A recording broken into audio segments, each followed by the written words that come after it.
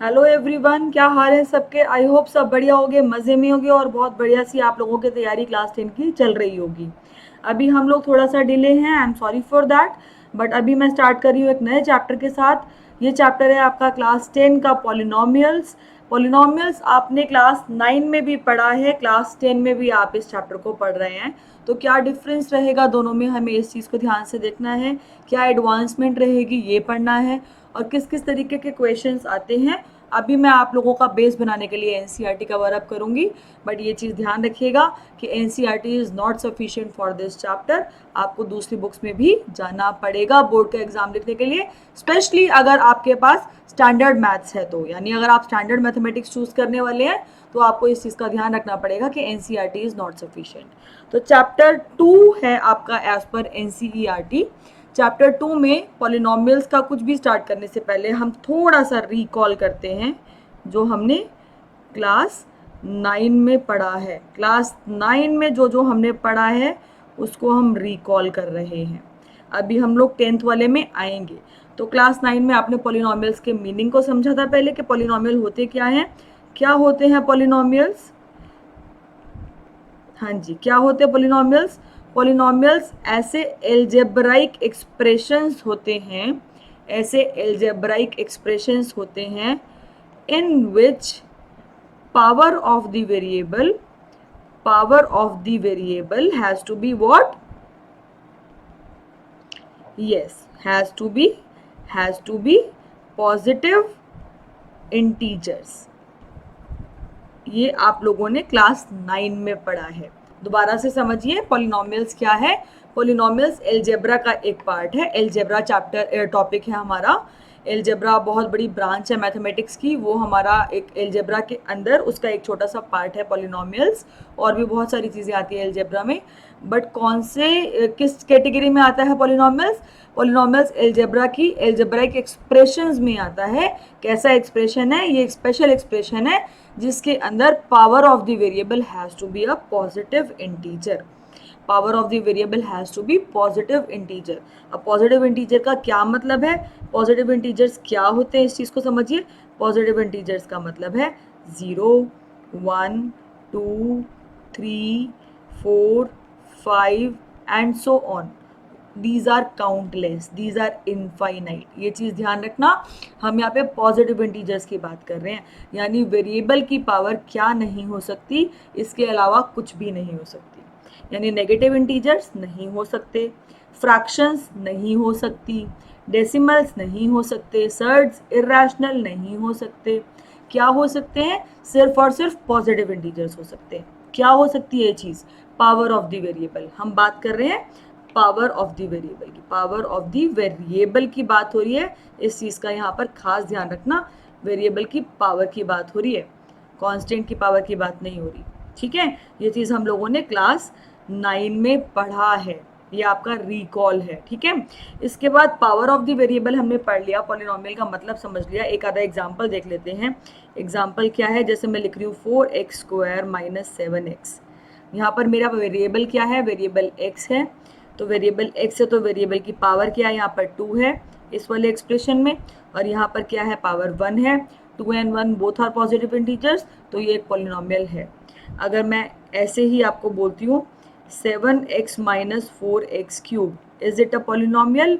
Yes, this is a polynomial. यहाँ पे variable फिर से x है।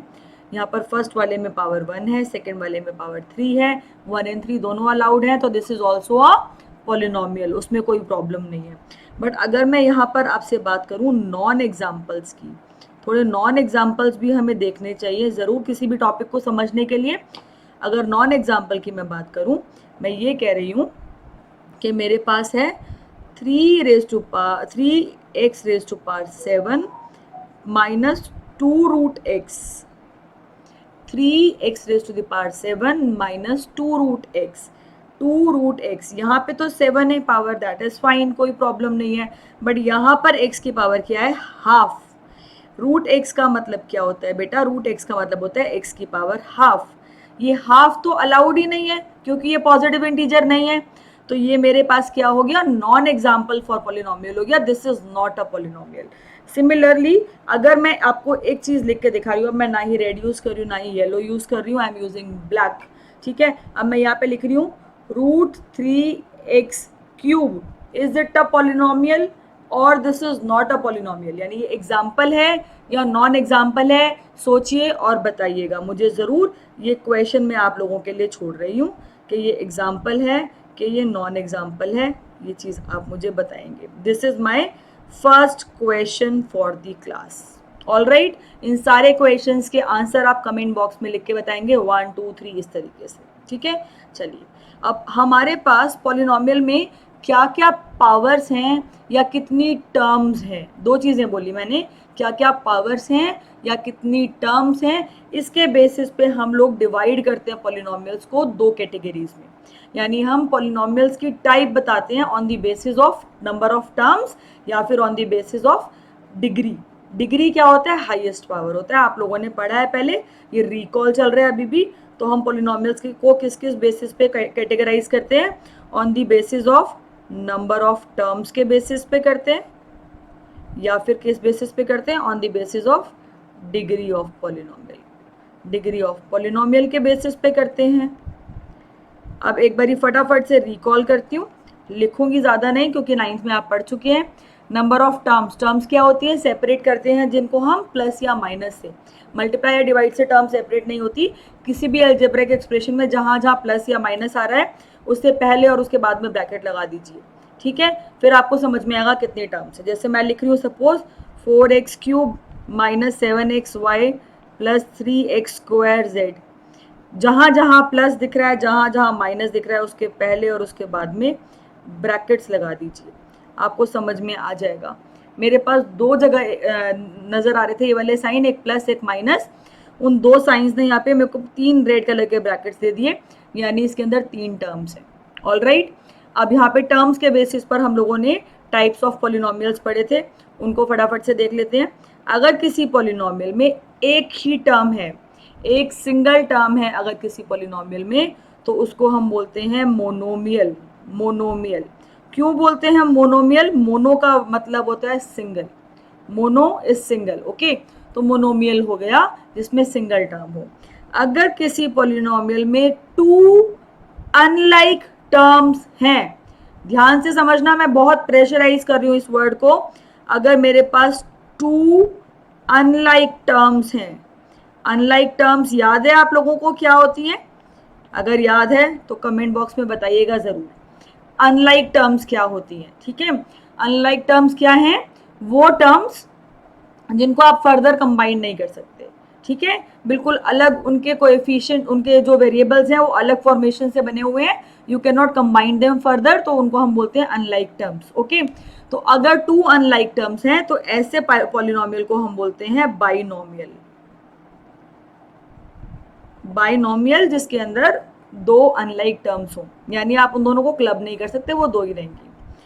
सिमिलरली अगर आपके पास 3 अनलाइक टर्म्स हैं, 3 अनलाइक टर्म्स हैं सॉल्व करने के बाद, तो उसको बोलते हैं trinomial, and so on, quadrinomial, pentanomial, heptanomial, hexanomial and so on. Hexa, then hepta, then octa, then nona and then decanomial and so on, okay. But ये सारी चीज़ें हम लोगों को 9th में हो गया, 10th में इनको हम बहुत ज़्यादा कहीं पर क्वेश्चन सॉल्विंग में यूज़ नहीं करेंगे, बट आपको पता होना चाहिए। सिमिलरली आ जाते हैं अब on the basis of degree. अब मैंने क्या बोला? पावर ऑफ द वेरिएबल क्या हो सकती है? Positive integer. तो जो पावर है वही तो डिग्री होगी, मतलब पावर में से कुछ ना कुछ डिग्री होगा। डिग्री क्या होती है? डिग्री का मतलब होता है हाईएस्ट पावर, हाईएस्ट पावर। तो पावर्स में से तो कोई ना कोई नंबर डिग्री बनेगा ना, बट पावर्स क्या अलाउड है? पावर्स अलाउड है पॉजिटिव इंटीजर्स। तो यानी डिग्री भी जो है वो पॉजिटिव इंटीजर्स में से कुछ हो सकती है। ऑल राइट, हमें देखना पड़ेगा क्वेश्चन के अंदर कि क्या डिग्री है, हाईएस्ट पावर क्या है एक्सप्रेशन में। तो डिग्री, अगर मैं प्रीवियसली जाऊँ वहाँ पर, तो ये फर्स्ट एग्जाम्पल में जैसे डिग्री क्या थी, इसमें डिग्री मेरे पास है 2, यहाँ पे पावर्स हैं 2 and 1, तो हाईएस्ट इनमें से 2 है, तो डिग्री इज 2। ऐसे सेकेंड एग्जाम्पल में 1 and 3, which one is the greater? 3 is greater, so 3 is the highest power, तो 3 क्या बन जाएगी? डिग्री बन जाएगी। ऑल राइट, ये रेड वाले में बताओ 7 and half, 7 and half, तो यहाँ से तुम्हारा क्वेश्चन नंबर 2 आता है। क्वेश्चन नंबर 2 आज का कमेंट बॉक्स में आपको बताना है मुझे कि 3x⁻7 माइनस 2√x की डिग्री क्या है, इसकी डिग्री क्या है। देखती हूँ आप लोगों को कितना अच्छे से ये चीज़ पता है कि इसकी डिग्री क्या होगी। कमेंट बॉक्स में आंसर लिखते हुए यहाँ पर लिख दीजिएगा ये 2, क्वेश्चन नंबर 2 का आंसर है। ओके, चलिए आगे चलते हैं। यहाँ से मुझे पता भी चलेगा आप लोग कितने ही ध्यान से समझ कर आए हैं क्लास 9 के बारे में। डाउट होगा तो मैं डेफिनेटली आपको वो क्लियर करके बताऊंगी कि आपने सही बताया या गलत बताया। ठीक है, अच्छा, डिग्री होती है हाईएस्ट पावर। ठीक है, degree of a polynomial is the highest power. तो अब मेरे पास डिग्री जो है हाईएस्ट पावर वो 0 भी हो सकती है। अगर 0 है तो ऐसे पॉलिनोमियल को हम बोलते थे कांस्टेंट पॉलिनोमियल। डिग्री 1 भी हो सकती है, ऐसे को हम बोलते थे लीनियर पॉलिनोमियल। डिग्री 2 भी हो सकती है, इसको हम बोलते थे क्वाड्रेटिक पॉलिनोमियल। डिग्री 3 भी हो सकती है, इसको हम बोलते थे क्यूबिक पॉलिनोमियल। डिग्री 4 भी हो सकती है, इसको हम बोलते हैं by quadratic polynomial, and so on चलता रहेगा। बट यहाँ पर एक स्पेशल सिचुएशन होती है बच्चों, इस चीज़ को ध्यान से समझना। 0 डिग्री अगर है, जो ये वाला केस है जिसमें डिग्री हमारे पास 0 है, ये बहुत स्पेशल केस है। 0 डिग्री यानी कांस्टेंट पॉलिनोमियल, यानी हर कांस्टेंट की डिग्री क्या होती है, 0 होती है। But there is a special case, there is a special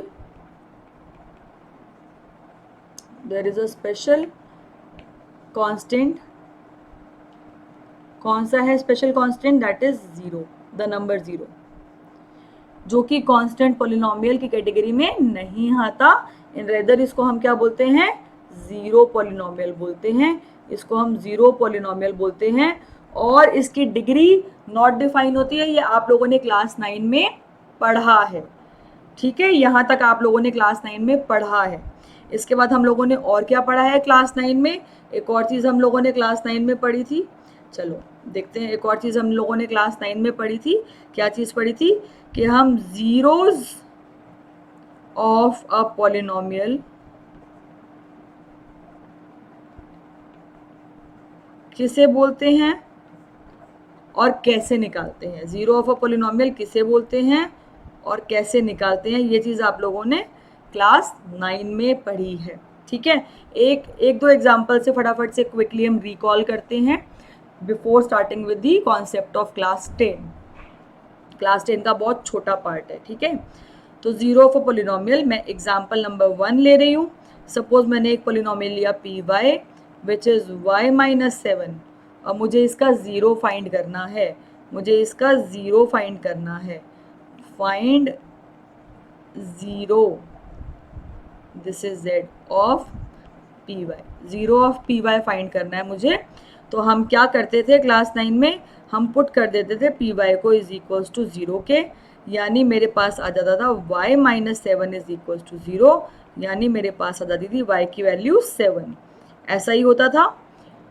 recall करा देती हूँ, फिर से याद करा देती हूँ कि 0 होता क्या है। बेसिकली 0 ऑफ अ पॉलिनोमियल एक ऐसा रियल नंबर होता है, 0 ऑफ अ पॉलिनोमियल एक ऐसा रियल नंबर होता है जो अगर उस पॉलिनोमियल में वेरिएबल के साथ रिप्लेस कर दिया जाए, यानी वेरिएबल की जगह उस नंबर को पुट कर दिया जाए, तो वो उस पॉलिनोमियल की वैल्यू को 0 बना देता है।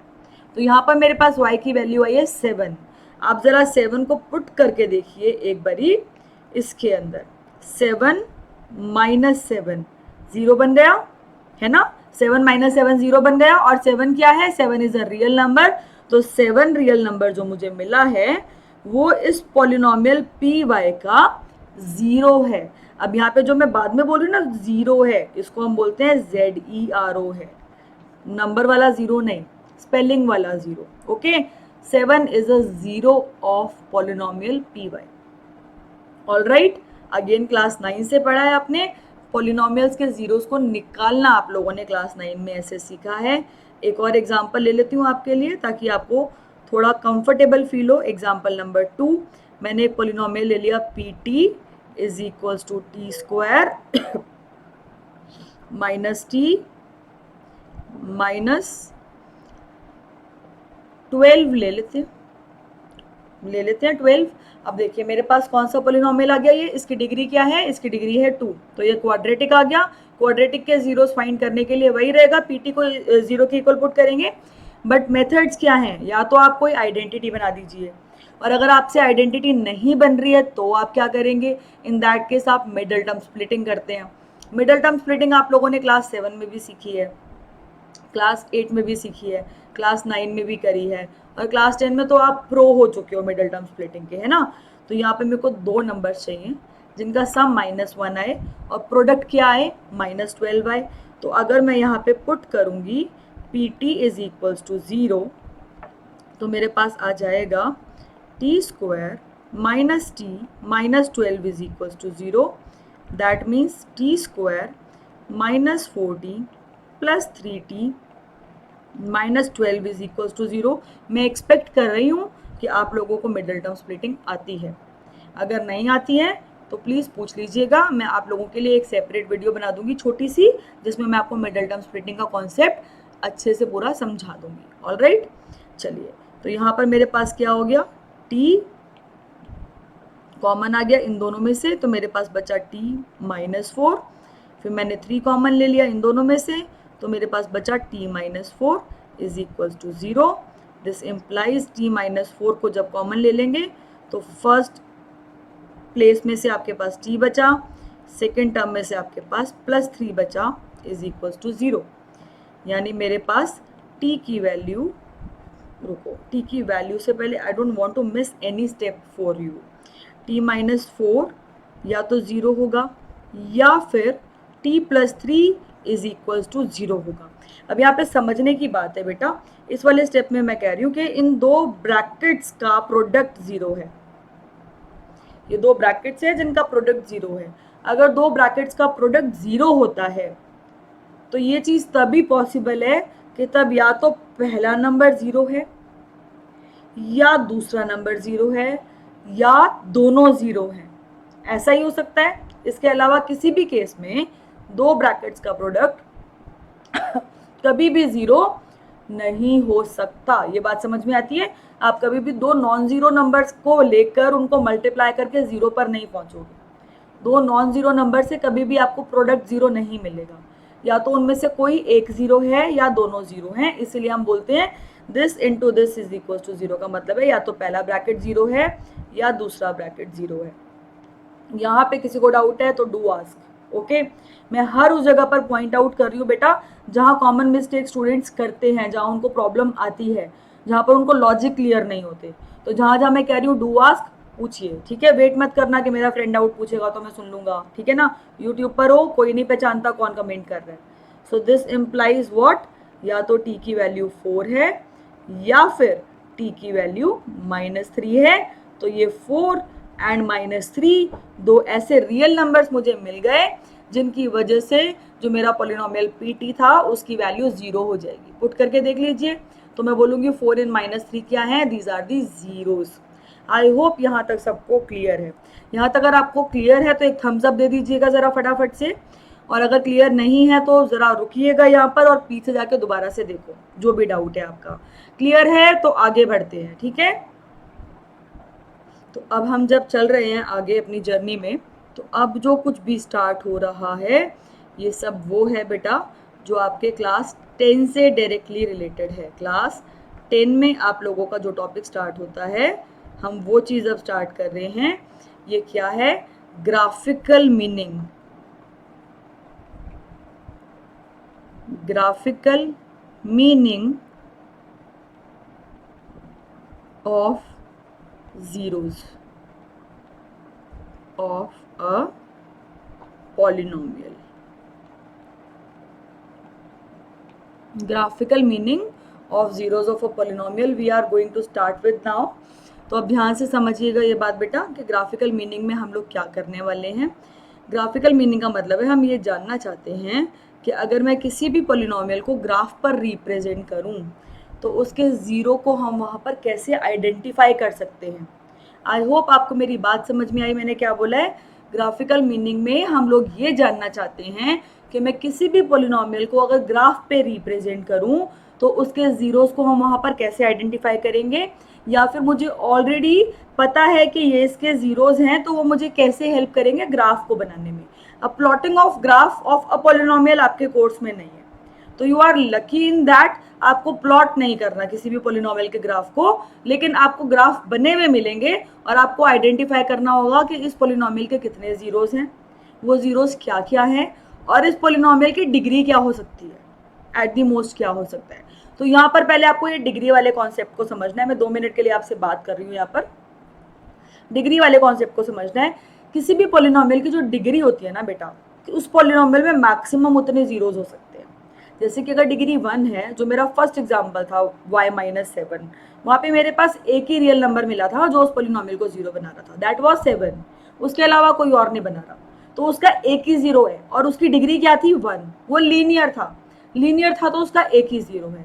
सेकेंड पॉलिनोमियल जो हमने अभी अभी करा t² माइनस t-12 वाला, इसकी डिग्री क्या है? 2 क्वाड्रेटिक, तो इसके कितने जीरोज है? 2 जीरोज है, 4 इन -3। हाँ, ऐसी सिचुएशन हो सकती है कि दोनों जीरोज की वैल्यू सेम आ जाए, यानी वो पॉलिनोमियल जब आप ड्रॉ करेंगे तो वो एक ही पॉइंट से 2 बारी टच कर रहा है या सिर्फ एक ही पॉइंट पे टच करके चला जा रहा है। ठीक है, दिस इज पॉसिबल। तो जो आपकी डिग्री है ना, वो आपके maximum number of zeros in polynomial होते हैं, उसके बियॉन्ड नहीं हो सकते। यानी अगर डिग्री 3 है तो 4 जीरोज नहीं मिल सकते, डिग्री 5 है तो 7-6 जीरोज नहीं मिल सकते। आई बात समझ में? मैक्सिमम 5 मिलेंगे, 5 या 5 से कम मिलेंगे, मैक्सिमम 5 मिलेंगे अगर डिग्री 5 है तो। बट यहाँ पर फिर आपको मैं बता रही हूँ, आपके कोर्स में सिर्फ क्वाड्रेटिक तक है, बट फिर भी मैं कहूँगी क्यूबिक जरूर पढ़ के जाना, क्योंकि एनसीईआरटी में ऐसे क्वेश्चंस हैं, क्वेश्चंस क्या, ऐसे कॉन्सेप्ट प्रिंटेड हैं थ्योरी में, एनसीईआरटी में ऐसे कॉन्सेप्ट प्रिंटेड हैं जहाँ पर हम 3 जीरोज की बात कर रहे हैं, अल्फा, बीटा एंड गामा की। तो इन दैट केस मैं आपको ये नहीं बोलूँगी कि आप उसको छोड़ दीजिए, वो आपको ज़रूर पढ़ना है, आपको समझना है कि क्यूबिक के अंदर क्या होता है। ठीक है, चलिए आ जाते हैं। अब अगर मैं बोल रही हूँ कि मेरे पास एक लीनियर पॉलिनोमियल है, लीनियर पॉलिनोमियल है अगर, तो लीनियर पॉलिनोमियल है तो उसकी डिग्री क्या होगी? उसकी डिग्री होगी 1। तो उसके नंबर ऑफ जीरोज क्या होंगे? नंबर ऑफ जीरोज मैक्सिमम 1 होगा, मैक्सिमम 1 होगा। अब 1 मैक्सिमम 1 यानी 0 भी हो सकते हैं ना, कि कोई 0 हो ही ना, वो केस भी डिस्कस करेंगे। अब लीनियर है तो लीनियर का मतलब क्या है? What does this linear means? Linear में पहले 4 लेटर ध्यान से देखो। लीनियर क्या बनाता है? लाइन बनाता है, लाइन बनाता है। तो जब मैं इसको प्लॉट करने की कोशिश करूंगी x axis and y axis पर, ये मेरा ओरिजिन है, ये मेरी एक्स एक्सिस है, एक्स डैश है, वाई डैश है, तो लाइन कुछ कुछ ऐसी नजर आएगी। ऐसी भी हो सकती है, ऐसी भी हो सकती है, ऐसी भी हो सकती है। ठीक है, इन सब लाइंस को ध्यान से देखो, ध्यान से देखना। मैं यूज कर रही हूँ हाइलाइटर आपको समझाने के लिए। ये वाली लाइन जो है, ये यहाँ पर एक्स एक्सिस को कट करके गई है। कंफ्यूजन के लिए मैं इस वाली को थोड़ा सा हटा दी हूँ यहाँ से, ताकि आपको क्लियरली दिखाई दे मैं जिस लाइन की बात कर रही हूँ। ये वाली लाइन जो है, ये एक्स एक्सिस को यहाँ पर कट करके गई है। ऑल राइट, सिमिलरली ये वाली लाइन जो है ये भी एक्स एक्सिस को एक पॉइंट पर कट करके गई है, और ये वाली जो लाइन है ये भी एक्स एक्सिस को एक पॉइंट पे कट करके गई है।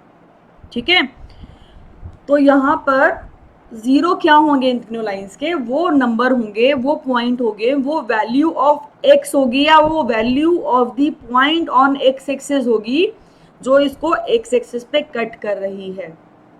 जैसे सपोज ये वाला जो पॉइंट है, ये वाला पॉइंट जो है, ये 2,0 है, तो इस लाइन का 0 क्या बन जाएगा? 2 बन जाएगा। सपोज ये -1,0 है, तो इस लाइन का 0 -1 बन जाएगा। सपोज ये -3,0 है, तो इस लाइन का 0 -3 बन जाएगा। ठीक है, अब आ जाते हैं इस सिचुएशन पर जहाँ पर कोई 0 हो ही ना। मैंने कहा एट दी मोस्ट एक 0 होगा, तो नो 0 वाली सिचुएशन क्या है? तो नो 0 वाली सिचुएशन कुछ ऐसी होगी बेटा, जो एक्स एक्सिस को कभी मीट ही नहीं करेगी। और जो लाइन एक्स एक्सिस को कभी मीट करती ही नहीं है, वो लाइन क्या होगी? पैरेलल टू एक्स एक्सिस होगी, तभी तो एक्स एक्सिस को कहीं पे मीट नहीं कर रही है। तो इस केस में जो ये मैंने अभी दोबारा लाइन बनाई है ग्रीन कलर की, जिसको मैं ब्लू से हाईलाइट कर रही हूँ, ये एक ऐसी लाइन है जो एक्स एक्सिस को मीट ही नहीं कर रही है, तो इसके नंबर ऑफ जीरोस हैं ही नहीं। आई होप ये सबको क्लियर है, यहाँ तक क्लियर है। तो अगले उस पर चलते हैं, क्वाड्रेटिक पर। क्वाड्रेटिक पर चलने से पहले एक छोटी सी चीज़ समझ लीजिए कि कहीं पे भी हमारे पास अगर लीनियर पॉलिनोमियल है तो वो एट दी मोस्ट एक पॉइंट पे कट करेगा एक्स एक्सिस को, एट दी मोस्ट। ओके, चलिए मूविंग फर्दर। किसी भी पॉइंट पे बेटा डाउट हो तो ज़रूर पूछ लीजिएगा, ठीक है, क्योंकि देखने में ये टॉपिक बहुत आसान लगता है बट हम लोग इस एग्ज़ाम में गलती कर देते हैं, ठीक है। चलिए अगला मेरे पास है quadratic polynomial. Quadratic polynomial, quadratic polynomial का क्या मतलब है? ऐसा पॉलिनोमियल जिसकी डिग्री क्या है 2, तो उसमें नंबर ऑफ जीरोस क्या होंगे? नंबर ऑफ जीरोस उसके अंदर क्या होंगे? मैक्सिमम 2 होंगे, हद से हद 2 जीरोस होंगे, यानी हद से हद, ज़्यादा से ज़्यादा एक क्वाड्रेटिक पॉलिनोमियल एक्स एक्सिस को 2 पॉइंट्स पे कट करेगा। ज़्यादा से ज़्यादा 2 का मतलब है कि 0 पे भी कट कर सकता है, 1 पे भी कट कर सकता है और 2 पे भी कट कर सकता है। तो मैं तीनों केसेस बताती हूँ, उससे पहले आपको एक चीज़ समझनी पड़ेगी। यहाँ पर क्वाड्रेटिक पॉलिनोमियल ज़्यादातर यू शेप्ड कर्व्स होते हैं, यू जैसे यू बनाते हैं ना हम, अम्ब्रेला वाला यू, वो वाले कर्व होते हैं। इनका मैथमेटिकल नेम होता है, इनको पैराबोला बोलते हैं। पैराबोला को आप बहुत डिटेल्स में पढ़ोगे अगर 11th-12th में मैथ्स लिया तो, ठीक है, बहुत डिटेल्स में पढ़ोगे, लेकिन 10th क्लास में सिर्फ इसका नाम ही काफ़ी है, नाम से ज़्यादा हमें कुछ करना नहीं है, ठीक है ना। एक सिचुएशन हम ज़रूर पढ़ेंगे, वो मैं आपको अभी बता दूंगी, बहुत छोटी सी चीज़ है। तो पैराबोला जो है यू शेप्ड कर्व है, मेरे पास 3 सिचुएशंस बनती हैं। या तो वो जो यू शेप्ड कर्व है वो 2 जीरोस दिखा रहा है, या वो यू शेप्ड कर्व जो है वो 1 जीरो दिखा रहा है, या वो यू शेप्ड कर्व जो है वो एक भी जीरो नहीं दिखा रहा। तो मैंने रफली ड्रॉ करी आपके लिए 3 एक्सिस समझाने के लिए, आप प्रॉपरली ग्राफ में देख पाएंगे। फर्स्ट में मैं एक यू शेप्ड कर्व बना रही हूँ जो एक्स एक्सिस को 2 प्लेसेस पे कट कर रहा है, ठीक है। सेकेंड में वो यू शेप्ड कर्व हो सकता है सिर्फ एक पॉइंट पे टच करके चला गया, टच करके चला गया, सिर्फ टच किया है एक पॉइंट पर, यानी वो पॉइंट उसका टेंजेंट बन गया। टेंजेंट के बारे में डिटेल्स में अभी पढ़ोगे 10th क्लास में। और तीसरी सिचुएशन ये है कि वो एक्स एक्सिस को कहीं टच ही नहीं किया, हवा में रह गया, ठीक है। तो मेरे पास फर्स्ट केस में 2 पॉइंट्स हैं जहाँ पे वो मीट कर रहा है एक्स एक्सिस को, सेकेंड केस में सिर्फ एक पॉइंट है और थर्ड केस में कोई भी पॉइंट नहीं है। तो यहाँ पे मैं बड़ी श्योरिटी से बोल सकती हूँ कि फर्स्ट केस में मेरे पास 2 जीरोस हैं, सेकेंड केस में मेरे पास 1 जीरो है और थर्ड केस में मेरे पास कोई भी जीरो नहीं है, यानी कोई भी रियल नंबर ऐसा नहीं मिला मुझे जिसके लिए ये यू शेप्ड कर्व जो है एक्स एक्सिस को टच करे या कट करे। ऑलराइट, तो अब मेरे पास क्वाड्रेटिक की कंडीशंस जो है ना, पॉलिनोमियल, क्वाड्रेटिक पॉलिनोमियल की जो ये कंडीशन है, ये तीनों चीज़ें कब आती है, इनको मैथमेटिकली कैसे रिप्रेजेंट करते हैं, ये आप एलजेब्रा का ही एक और चैप्टर है क्लास 10 में जिसको हम बोलते हैं क्वाड्रेटिक इक्वेशंस, उसमें और ज़्यादा डिटेल्स में पढ़ोगे। इस चैप्टर के लिए इतनी इन्फॉर्मेशन काफ़ी है। बट एक चीज़ आपको और समझनी पड़ेगी, ये यू शेप्ड कर्व ऐसे भी हो सकते हैं, डाउनवर्ड, ये यू शेप्ड कर्व ऐसा भी हो सकता है और ये यू शेप्ड कर्व ऐसा भी हो सकता है, डाउनवर्ड। ऑलराइट, तो अभी अपवर्ड होगा या डाउनवर्ड होगा, ये कॉन्सेप्ट क्लास 10 में बहुत इंपॉर्टेंट है, इसको आपको समझना है। यूजुअली एक क्वाड्रेटिक पॉलिनोमियल कैसा होता है, स्टैंडर्ड फॉर्म क्या होती है, क्लास 9 में आपने पढ़ी है, ay² plus by plus c, ऐसी होती है। और जहाँ पर a क्या होना चाहिए, नॉन जीरो होना चाहिए, इसको हम बोलते हैं क्वाड्रेटिक पॉलिनोमियल। अगर किसी भी क्वाड्रेटिक पॉलिनोमियल में, ध्यान से सुनना कंडीशन, अगर किसी भी क्वाड्रेटिक पॉलिनोमियल में ये a नॉन जीरो है ना, यानी a जीरो नहीं हो सकता, बट जीरो नहीं हो सकता लेकिन बाकी कुछ भी हो सकता है ना, यानी पॉजिटिव भी हो सकता है, नेगेटिव भी हो सकता है। तो अगर ये a पॉजिटिव है तो क्या होगा, और अगर ये a नेगेटिव है तो क्या होगा, मैंने कलर कोऑर्डिनेटेड लिखा है, आप समझ रहे हैं। अगर a पॉजिटिव है तो मेरे पास हमेशा अपवर्ड यू शेप्ड कर्व बनेगा, और अगर a नेगेटिव है तो हमेशा डाउनवर्ड यू शेप्ड कर्व बनेगा। ए पॉजिटिव है तो अपवर्ड यू शेप कर्व बनेगा, ए नेगेटिव है तो डाउनवर्ड यू शेप्ड कर्व बनेगा। अब इस बात पर मैं एक और क्वेश्चन आपसे पूछ रही हूँ, क्विकली बताएंगे। ये क्वेश्चन नंबर 3 है कि अगर मेरे पास एक पॉलिनोमियल है 3t² -7, ये अपवर्ड होगा या डाउनवर्ड होगा। एक क्वेश्चन 4 है, क्वेश्चन 4 है 4x - 3x² +2 अपवर्ड होगा या डाउनवर्ड होगा।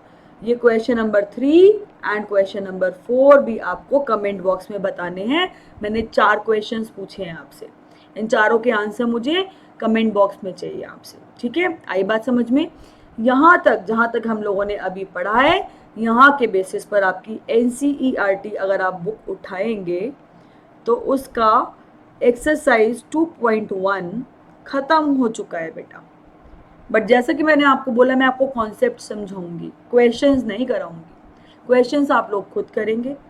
ये क्वेश्चंस करके देखिए, ओरल एक्सरसाइज है। कोई डाउट हो तो पूछिएगा, डाउट नहीं है तो भी बताइएगा आपको ये वीडियो कैसी लगी।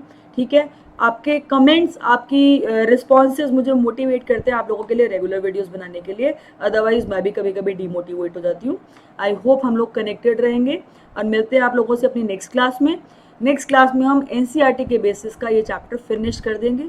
ठीक है, एक्स्ट्रा जो बचेगा वो मैं आपको कराऊंगी बाद में। तब तक के लिए good bye everyone, keep studying.